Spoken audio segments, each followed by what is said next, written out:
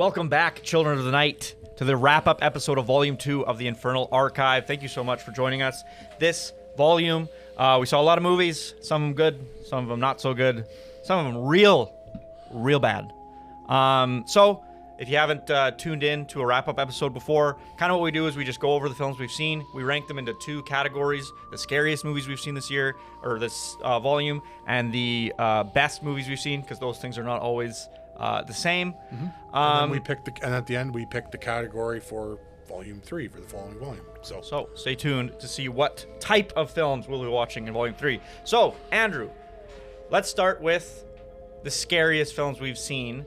Should we start from bottom up or top down? Let's go bottom up, because I think that's interesting. And I think I would say generally with this group of films, like, not scary in the traditional, like, it was more like not grossed out, but like upsetting, horrifying. Yeah. In that, like, kind of, you see something that really messes with you, kind of. Yeah. Like, not like scared of a jump scare. Yeah. Scary. If you haven't been with us this volume, the sort of overarching theme for this season has been realism, or like realistic type films, like scenarios or whatever. And the whole thing with the categories in this show is we've wanted to keep them loose enough that we weren't watching the same type of movie over and over again. Like, we didn't want to do found footage and then watch 8 found footage movies in a row, because that felt like it would have been way too samey. So we tried to come up with categories that were like loose enough that you could maybe get a found footage in there, or you could get a comedy in there, you get a whatever, lots of different types of horror films, and broad enough that's like the country could be different, or like, you know what I mean. We didn't want to keep too constrained. But realism was the theme for this volume. So yeah, like Andrew said, a lot of them were like less jump scary, more like pit in your stomach, sick causing. And it's going to surprise no one who's watched until this point. Downrange is the bottom of the barrel this season. Don't think we need to say anymore. Watch the episode. I actually think that that might be my new standard for what is terrible. Like, when I go to a restaurant and whatever, it's like, that was so downrange. Downrange. Yeah, it was a downrange meal. That is good. Yeah. We'll just gloss over that. And I think Downrange is dog shit. It's a bad movie made by people who didn't care about it. People who nobody who was involved gave a fuck about that stupid fucking movie. Fuck Downrange. It's awful. Yes, agreed.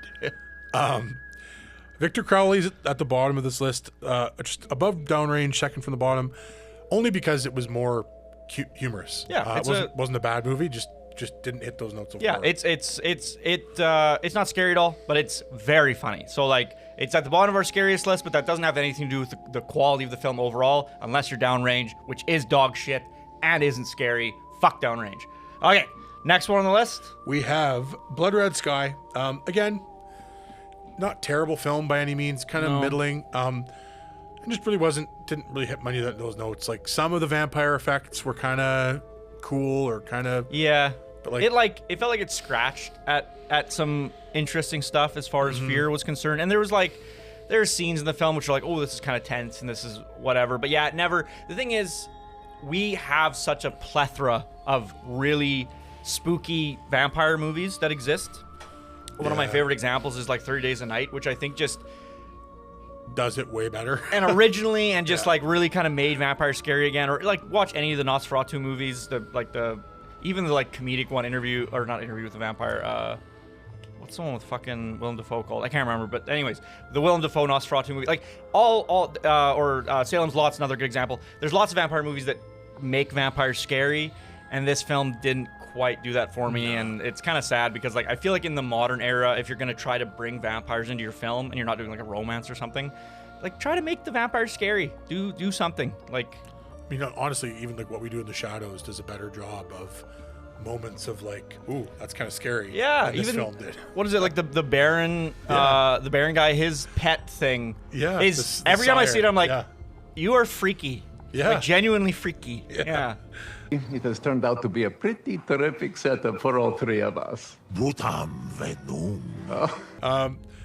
just above that was Is I Saw the Devil, which again, there was some really messed up, like, kind of fucked up like gore / torture scenes.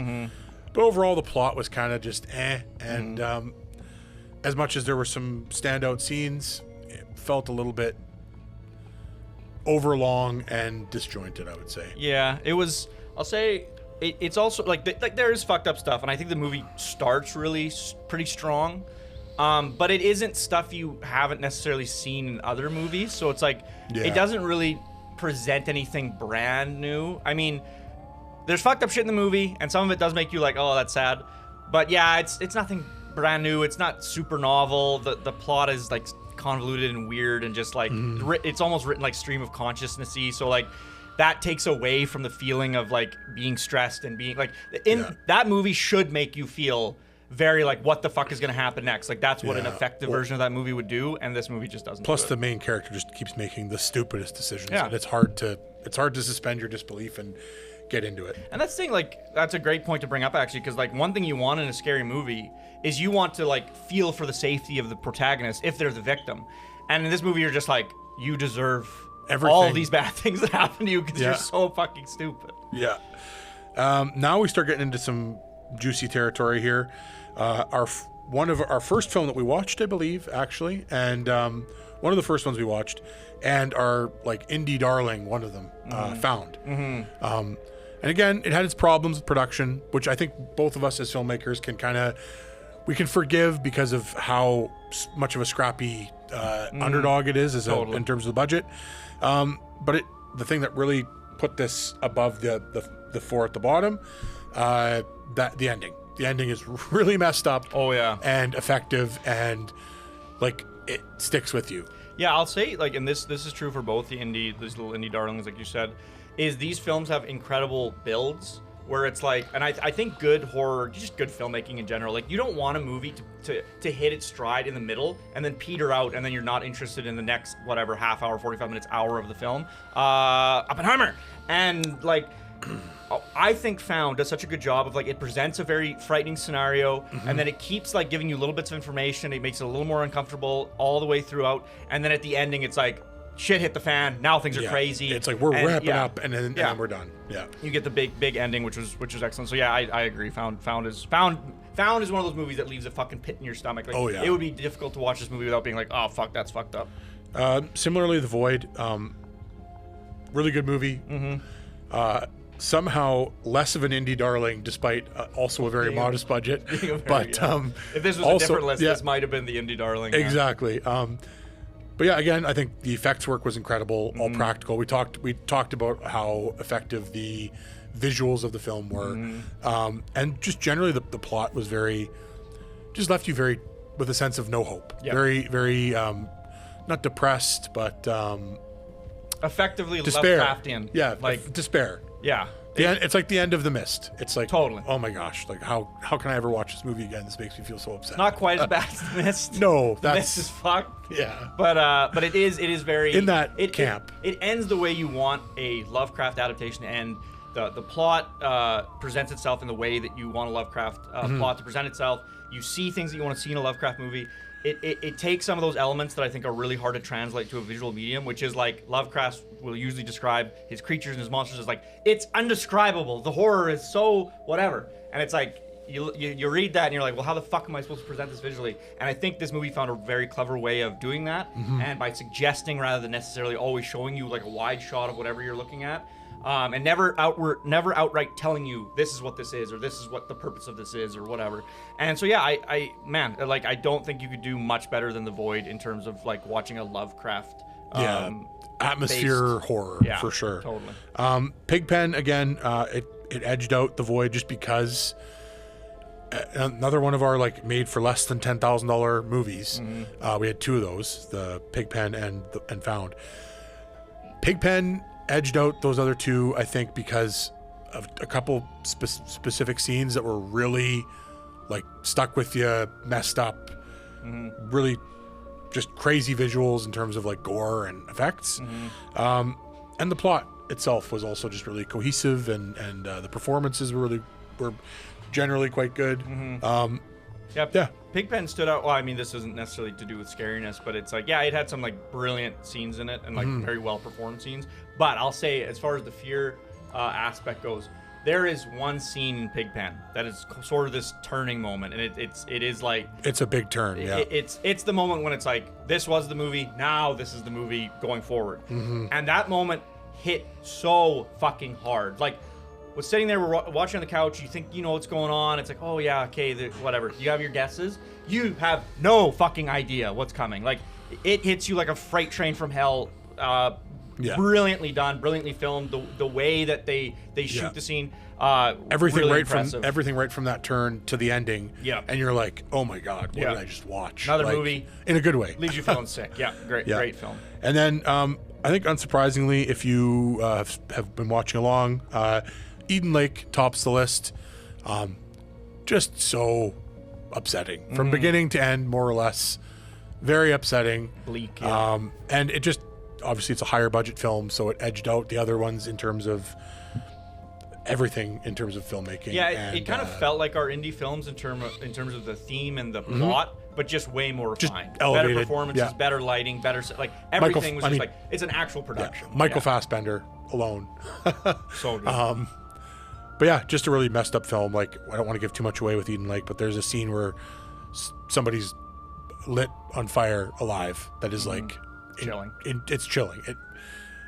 It sticks with you for a while after you see it, because it's how it's shot, and the concept in general is very, very upsetting. And I'd say, like, Eden Lake does have its issues, and if you watch the episode, we go into some of those. But it's like, in terms of the scariest film this volume, I think it has to be number one, because once again, it's like it just, the tone is so consistent, the production level is so high, the performances are so brilliant. Like, it's just a very consistent movie throughout.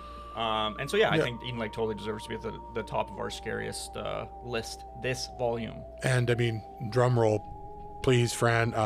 Let's go bottom down, because we know what the top down. Yeah, top down. We know what the bottom is. Okay, we're all clear. We're gonna go through our best list now. We'll be a little bit quicker here. We gave brief descriptions of the films, but so topping off our best list, number one, best movie, Eden Lake gets it again. Like I said, consistent film, fantastic. Recommend watching it if you want to feel bleak, and if you like movies like Hereditary or Midsummer, like those movies that leave you feeling that kind of way, you'd love Eden Lake, I bet. Number two, maybe a little surprising to you, Victor Crowley. Just a genuinely great film, enjoyable watch. Totally. We were laughing from beginning to end. I plan to throw this one into my spooky season rotation moving forward. It's just a fun slasher that fits like the Halloween spooky vibes. And it has made me so curious to watch Hatchet 1, 2, and 3. And maybe they'll pop up in the Infernal archive in a later episode. But I'm very curious to see those movies, because it was so excellent. Okay, number three, best film.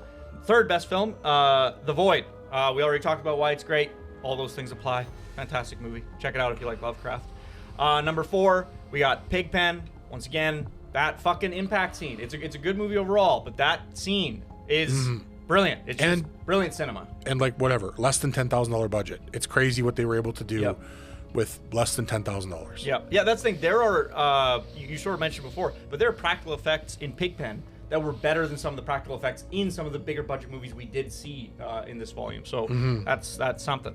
The fifth film is Found, so it's the other indie darling. It's just those two are, like we were talking before, they're very neck and neck. They're very similar in tone and concept and whatever. It was just like we kind of talked, and we did find that one scene in Pigpen was just so fucking impactful that it was like maybe it just gets a little bit of an extra boost. Number 6 on the list is I Saw the Devil. We weren't crazy about this movie. Watch the episode. It had neat scenes. You could maybe, if you really enjoy Korean cinema, I bet there's maybe a little bit more in there for you. Like, you could see some actors that you know and that kind of a thing. But it just, like, as a cohesive piece, it felt very muddled and very weird. And like I said before, like, stream of consciousness. Yeah, and like half an hour too long. Yeah, way too long, true. And that's actually a similar problem with the next film on our list, number 7, Blood Red Sky. It just wasn't scary enough. It had a great concept. Just do the concept that you had. Vampires on a plane. That's interesting. Just do that. Yeah, it should have been an hour and a half film, not a 2-hour plus film. I think it's been a theme throughout our critique of film, I think, but know the constraints of your idea, and when you're overstaying your welcome, and don't just make a 2-hour movie because you want to make a 2-hour movie. If your concept and what you have is interesting for an hour and 20 minutes, make an hour and 20-minute film. The goal should always be make the most effective version of your film, and there should be when you're editing, when you're filming, when you're everything, write that on a fucking thing. Make the best version of this I can, not make the longest fucking version of this I can. Should never be the goal. And it confounds the mind when you do have an interesting concept and you do have good scenes and you do whatever, and then you decide to just overbloat it. And why are you doing this to yourself? Fuck, I had one other criticism, but I can't remember. But anyways, Blood Red Sky, number 7 on our best list. It's not a bad movie, but if you like action, you might enjoy it more because it is a very action-heavy piece. And then on the bottom of the list, nobody's fucking surprised. Downrange, the worst fucking movie ever made. Fuck Downrange. Fuck the people involved. I can't believe the director of Godzilla Final Wars and the fucking Midnight Meat Train made this movie. I'm convinced that he has never even been on a film set. He is a non-existent human being. And I knock on her door and I say, Carol! Carol, I gotta talk to you about Pepe. And when I open the door, what do I find? There's not a single goddamn desk in that office. There is no Carol in HR. They just write his name. What is it, Alan Smithy or whatever? Yeah, he's like that. Yeah. But somehow he has 3 credits to his name. I can't believe the guy who made a brilliant horror movie like Midnight Meat Train made this after making Midnight Meat Train. Doesn't make any sense. Critics called it effective. They did. And once again, this is one of those Emperor's fucking clothes scenarios. We talked about this before. How could you ever watch Downrange and think it's good? I don't understand. There's nothing in it that I'm like, oh, this was okay. Nothing. I can't think of a single thing in the movie. There was like some action/effect stuff that was sort of okay. It's like then there were some effects that were so aggressive and bad. Yeah. How does I don't know. I would love some fucking like renowned critic to sit in front of me and be like, I need you to tell me why Downrange is good. You gave it a 79. Yeah. You tell me why, motherfucker. Defend your review. You are wrong. Yes, to no surprise, Downrange. Fuck that movie. Never want to see it again. I hope it gets stripped of its feature film title somehow. I don't know how, because you'd have to break the laws of metaphysics. But take that away from it. Cease to exist. It's garbage. It doesn't deserve to be in a list with these other movies. It is. All these movies. They exist over here. Downrange is fucking on the floor through the goddamn. Yeah. This makes our worst, the Donald Sutherland one from Volume 1. Yeah. Look like a fucking masterpiece. Yeah, that was our fuck this movie. Downrange is now fuck this movie. That's the fuck this movie. Hate Downrange. Anyways, yeah, so that's our ranking from our scariest ranking, our best ranking. Now, we're going to select the category for next volume. What do we have left on the wheel? I'll read them out to you. We have Creature, Trippy, Hell, Xenophobia, Mystery, Ancient Evil, and appearing twice on the wheel is Paranormal. And Andrew, could you please explain why? So Paranormal is appearing twice as a little internal shout out to a project that it's been out, by the time you're seeing this, it's been out for a while now. We have a pilot for a paranormal investigation show that we put out on our other YouTube channel, Paranormal Prairies. You can't really see a skeleton. Yeah. It's wearing a shirt. He's wearing a shirt. But yeah, we did that, and we're trying to get as many eyes on it as possible while we're in the process of developing our pitch to hopefully secure funding to do a full season. So after you are done watching this, if you haven't already, head over to the Paranormal Prairies channel and subscribe and watch and like and comment and all that stuff. Yeah, do that stuff. And without further ado, let's spin this motherfucker. Spin. Round and round the wheel goes. What will be the category? Lose category for next volume. And once again, I can't see shit. Okay. All right. Hang on. The category for the next volume will be xenophobia. So that doesn't mean racism.